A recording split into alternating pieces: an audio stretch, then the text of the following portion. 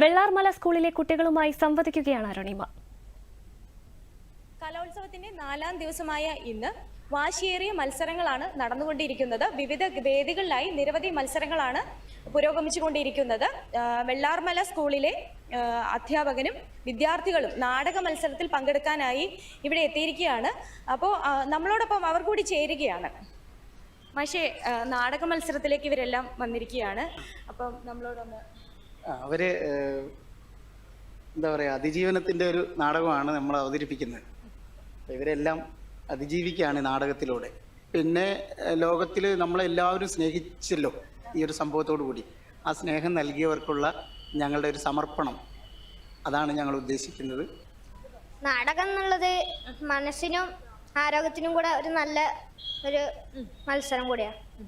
നേരത്തെ മത്സരിക്കാനൊക്കെ പോകുമായിരുന്നില്ലേ? ഞാൻ അത് ആദ്യമായിട്ട് നാടകത്തിൽ ചേർന്നു. അപ്പോൾ നാടകത്തിൽ ആദ്യമായിട്ട് മത്സരിക്കാൻ വന്നപ്പോൾ എന്താ തോന്നി? സന്തോഷം തോന്നി. ഫസ്റ്റ് എനിക്ക് അങ്ങനെ അഭിനയിക്കാനും അറിയില്ല. പിന്നെ ഇങ്ങനെ എന്നെ സപ്പോർട്ട് ചെയ്ത് നിരഞ്ജൻ. ഞങ്ങൾ ആദ്യമായിട്ടാണ് നാടകത്തിൽ അഭിനയിക്കുന്നത്. ഞങ്ങൾക്ക് അങ്ങനെ അഭിനയിക്കാൻ അറിയുന്ന ആൾക്കാരല്ല.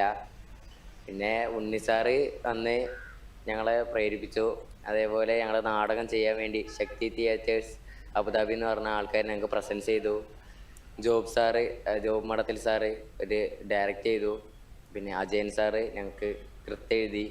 ഞങ്ങളെ ഇവിടെ തിരുവനന്തപുരത്തുള്ള ആൾക്കാരെല്ലാവരും കൂടി ഞങ്ങളെ കൊണ്ട് സ്നേഹം കൊണ്ട് പുതുക്കണ ആ ഒരു ഫീലായിരുന്നു.